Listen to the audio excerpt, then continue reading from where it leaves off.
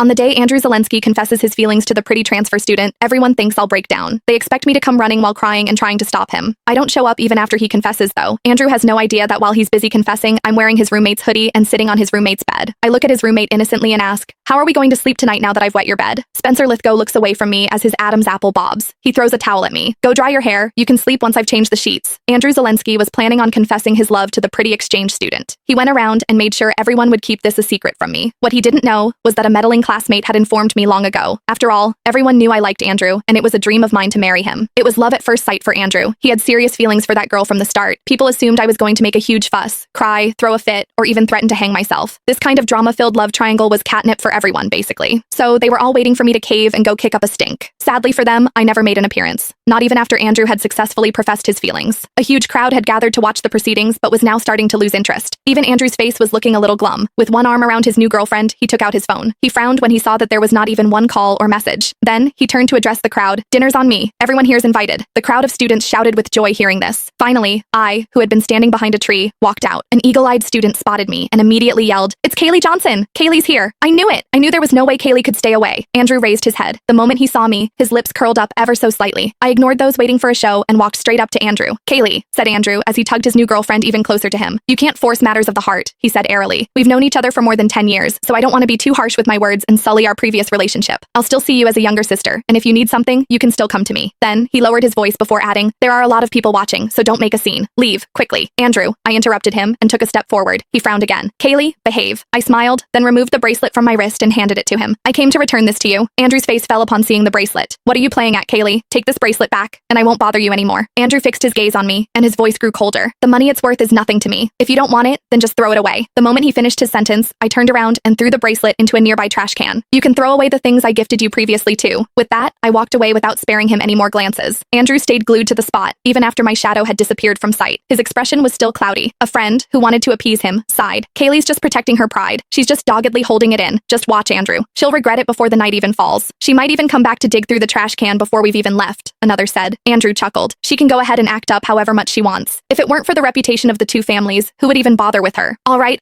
don't be mad. You need to be celebrating tonight. Don't let her ruin your fun." Andrew turned his gaze toward his gorgeous new girlfriend and promptly discarded the thought of the annoying Kaylee from his mind. After all, by tomorrow, he thought I would be acting as if nothing had happened again. He thought I'd be waiting for him at his dorm and pestering him to go to class together like usual. He had already seen similar antics from me in all these years.